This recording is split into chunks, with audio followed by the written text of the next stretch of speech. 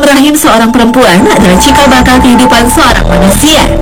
Allah berfirman dalam surat As-Sajdah ayat 9.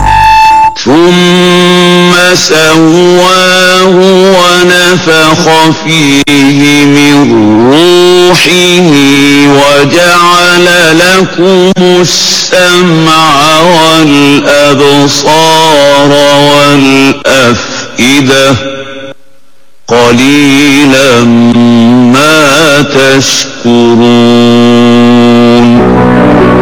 Kemudian dia menyempurnakannya dan meniupkan roh ciptaannya ke dalam tubuhnya, dan dia menjadikan pendengaran, penglihatan, dan hati bagimu.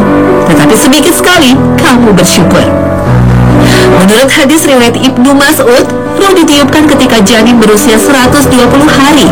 Artinya janin telah memiliki kehidupan. Karena itu menggugurkan janin sama saja dengan membunuh seorang manusia.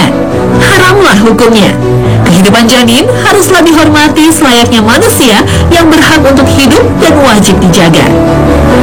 Bahkan menurut kedokteran modern, kehidupan janin sejatinya telah dimulai ketika sel sperma bertemu dengan sel ovum. Menggugurkan janin yang bahkan masih sangat muda usianya berarti membunuh satu nyawa.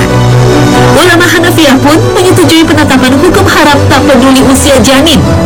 Seorang yang sedang ihram saja apabila memecahkan telur buruan itu harus menggantinya. Itulah hukum asal mengenai pembunuhan. Kalau orang yang melakukan ihram saja dikenakan hukuman pembalasan, maka tidak kurang dosanya bagi orang yang menggugurkan kandungan tanpa uzur.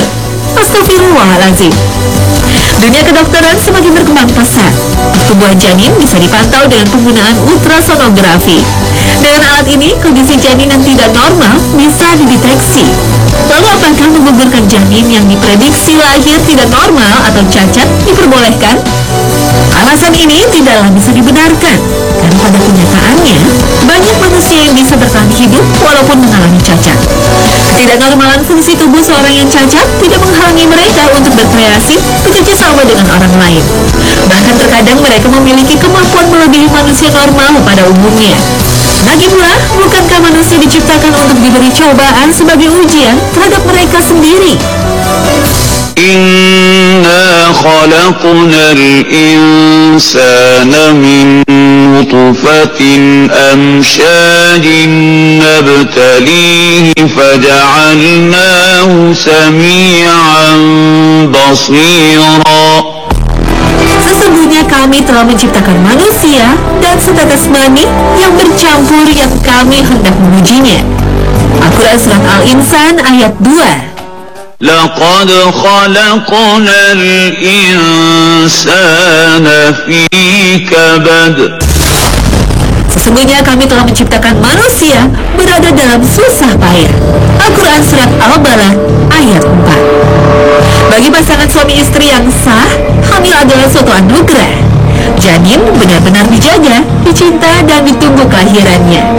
Namun bagi perempuan yang hamil karena diperkosa, keberadaan janin dalam rahimnya membawa kebencian dan ingatan buruk. Lantas, bolehkah ia menggugurkan kandungannya?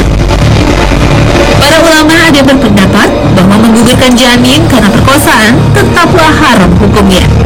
Walaupun masalah ini cukup pelik, namun keputusan ini didasarkan pada firman Allah. ولا تزر وازرة وزر أخرى.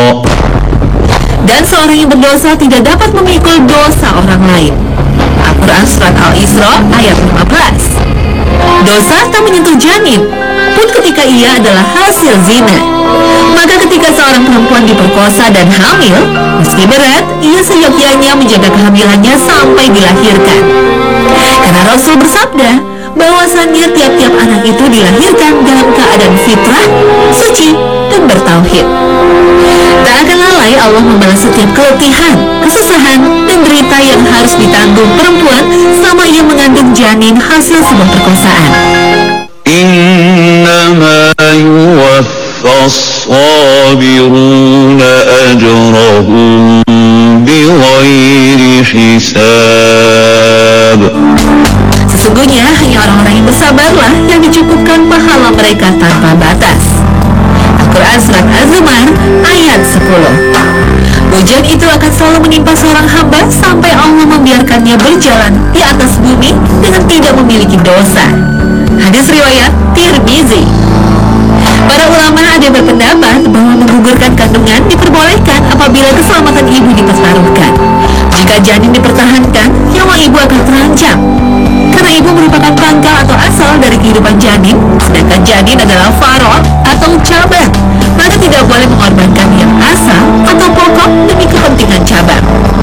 Namun demikian, beberapa ulama tetap mengharamkan pengguguran kandungan dengan alasan ini.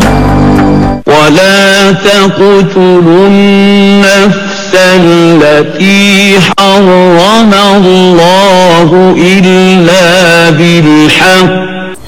Dan janganlah kamu membunuh jiwa yang diharamkan Allah membunuhnya, melainkan dengan suatu alasan yang benar. Al-Quran Surat Al-Isra ayat 33. Semua kita tunduk pada ketetapan Allah. Sebagai manusia yang beriman dan percaya pada ketentuannya, hendaklah selalu bertawakal dan berserah atas apa yang akan terjadi pada diri. Allah sangat mengasihi umatnya. Salah satu buktinya adalah janin yang mengalami kondisi yang buruk dan membahayakan biasanya tidak akan bertahan hidup sampai waktunya ia lahir. Tidak ditimpakannya kesusahan untuk sang ibu, tidak pula untuk janin yang dikandungnya. Dunia medis menyebutnya seleksi alam. Sejatinya putusan Allah lah yang terjadi pada setiap diri umat. Sungguh luas dan nikmat kasih yang diberikan Allah Subhanahu wa Ta'ala.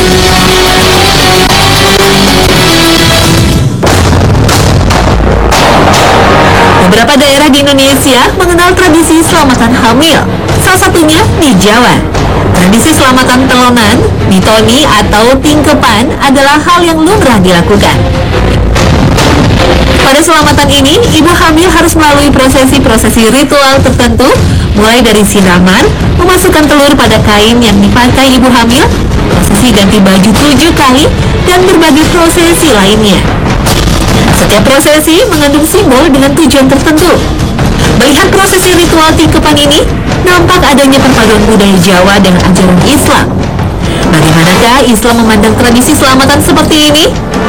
Jika dirunut, budaya Jawa ini berasal dari ajaran agama Hindu sebagai agama yang lebih dahulu dianut sebelum Islam masuk di Indonesia. Masyarakat telah lebih dahulu terbiasa dengan ritual adat tersebut. Untuk mengenalkan ajaran Islam, para pendakwah seperti Wali Songo menggunakan metode yang lentur dan akomodatif, yaitu dengan menggunakan budaya lama sembari memasukkan nilai-nilai Islam. Pada dasarnya, tradisi tingkepan ini adalah doa yang dipanjatkan agar ibu beserta janin yang diselimuti keselamatan dan bayi lahir dengan selamat dan soleh bermanfaat bagi umat. Jika prosesi ritual yang dilakukan banyak bertujuan sebagai doa, maka termasuk dalam al-urf al-sahih, yaitu kebiasaan yang berlaku di tengah-tengah masyarakat dan tidak bertentangan dengan nas, ayat Al-Quran atau hadis, tidak menghilangkan kemaslahatan dan tidak pula membawa mudarat pada mereka. Segala sesaji dalam ritual tingkepan haruslah dimaknai sebagai sedekah kepada sesama umat. Segala prosesi dilakukan hanya sebagai laku kebiasaan untuk melestarikan budaya, bukan sebuah keyakinan bahwa dengan ritual atau dengan tidak melakukan ritual secara utuh akan mengakibatkan bahaya dan kerugian.